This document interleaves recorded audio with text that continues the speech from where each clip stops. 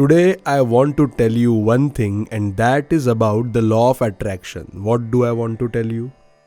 Do you know what is law of attraction? Law of attraction means to attract something. To do what? We always keep thinking about attracting something. For example, money. Attracting a nice home. Attracting a nice car. Attracting good relationships. You always keep thinking like this. Today I will explain it to you how to attract things towards yourself. The life of Shiva is a big influence for all of us. We do listen to Shiva's stories. We do listen to stories. Like recently I narrated 2-3 stories to you people and you listen to them. But let me tell you one thing, you have to notice the life of Shiva.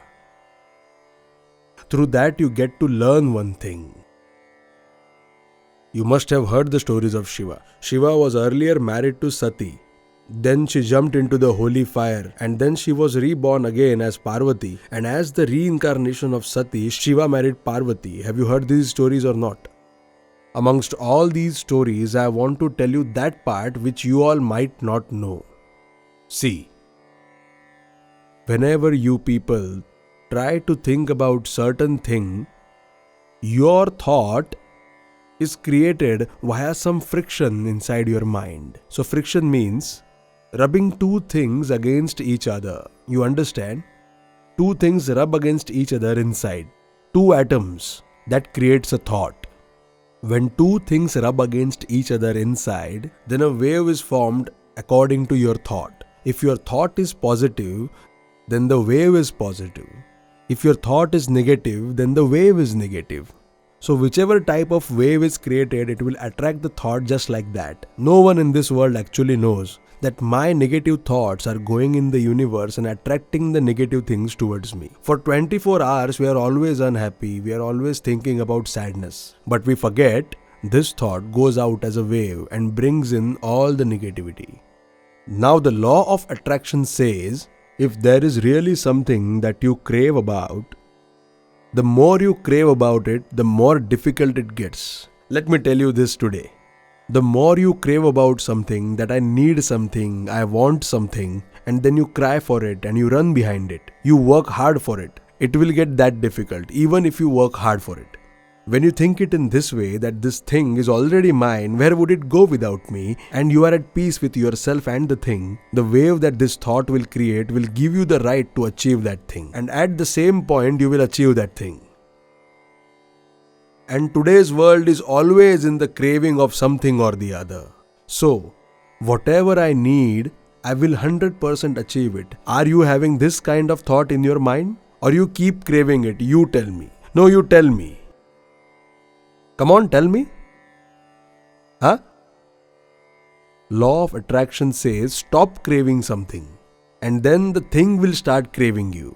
Great poets have said, until the time you keep craving, then even for a drop of water, you would have to keep running behind it. The day you think you have already achieved it, the well itself will come to you to quench your thirst. And this is the rule of all the Shastras. The first thing you have to do is stop craving. That I am not able to achieve this, that I am not able to use this, not able to have this, I can't do this work, such kind of things. When you stop craving for all this and you are at peace with yourself, what already belongs to you, can anyone snatch it away? And when you make up your mind that this thing is mine, can it become someone else's? When you think that something is already mine and are at peace with it, this thought will make way for that thing to come in your life. This thought will attract that thing into your life. This is how it works. Unless you get these kind of thoughts, thoughts make you sad. Us humans, I always keep ill, I always keep sick. Now this thought will attract sickness. I'm always sick, I'm always ill. These kind of thoughts are attracting sickness. Because you have a thought inside your mind, a wave is sent out in the universe just as the thought is. A wave is sent out in the universe just as the thought you are thinking. And then it's the job of that thought to bring the thing which you are thinking about to you. The thought will always bring something with itself. The thought of sickness will bring sickness and pain will bring pain. A thought of prosperity will bring prosperity. A thought of happiness will bring happiness. People who follow law of attraction say, I have much health, I have much happiness. Keep repeating this thing day and night. Soon you will find out that your life has opened the new pathways to prosperity. Because whatever you think will happen. But how do we think, Maharaj? You only tell me. If you see the life of Lord Shiva, his life is a great example to understand law of attraction. We get a great example from the life of Lord Shiva. Now you will ask me, how does this happen, Maharaj? You see, Daksha Prajapati gave birth to some daughters. Out of all, 27 of them were married to Chandradev, that is the moon. Rohini and all other constellations are the wives of Chandradev and the daughters of Daksha Prajapati. Out of all of them, one was called Sati. She was attracted to Lord Shiva. One day there was a yajna. In that yajna, all the lords were sitting there and they greeted Daksha Prajapati, but Lord Shiva, who was also there, did not greet Daksha Prajapati. Daksha Prajapati thought that Lord Shiva has insulted him. He was very angry. But then, as the time arrived, the daughter of same Daksha Prajapati named Sati decided to marry Lord Shiva. So Daksha Prajapati decided to have a yajna, and he thought, the person who has insulted me, why should I call him here? So he didn't call him. When Sati Mata got to know about this, that a yajna is taking place at my father's place and we are not being invited in that yajna, so she thought of going to her father and confronting him about this. That why did he not call best of the best, the almighty, the all-powerful Lord Shiva? So Lord Shiva says, it would be wrong to go there, do not go there. But the destiny was already written. Sati Mata goes there, and due to facing lot of insults, she jumped into the fire. So now, when Devi was turned into ashes in the holy fire, in pain and suffering, Lord Shiva carried her body everywhere. He was in such sadness, he was in such pain, that Vishnu, he couldn't bear looking at him. So he decided to use his chakra and cut the dead body of Sati Mata, which was lying on Shiva's shoulders, and cut it into 51 pieces. And the place on earth where they fell are today known as Shaktipeeth. But now I want to tell you one more thing, Maharaj.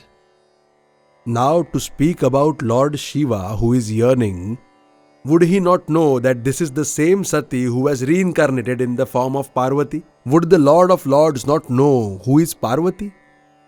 Now you tell me, Lord Shiva who is yearning due to separation, when he had the knowledge that Parvati is born and now she is growing, he should have gone right up to her and asked her to marry him because he was in such pain and such yearning.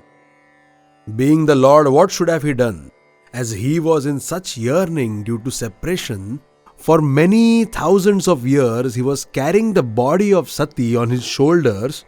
So Lord, when he came to know that the Bhagavati for whom he was yearning all these years has been reincarnated, as soon as she was born, shouldn't he be proposing her for marriage? Saying that you are my partner from the past life, you are my Parvati. Shouldn't have he proposed her as soon as possible? In this whole universe, if anyone understood the law of attraction properly for the first time, it is Lord Shiva. It is Lord Shiva who explained it for the first time, that if something belongs to you, it will come to you and you don't have to go to it. If you yearn for something, it becomes a task. If you are yearning for something, the thing will go away from you. Now Shiva sat down in the position of Yogasana. Keeping everything aside, he starts doing tapasya. And all the other gods were thinking, now who will kill Badmasur and Adhikasura? So to disturb his tapasya, they sent Kamdev. They also tried to hurt him with arrows. But the all-powerful Shiva turned Kamdev into ashes. Everything was in vain. So now the Mata started to do tapasya. If you really yearn for something, and if you think that the person or the thing is already yours and you are at peace with this thought, when you become calm inside, that thing or that person will start craving you and will come to you. And this is what the tapasya of Parvati is.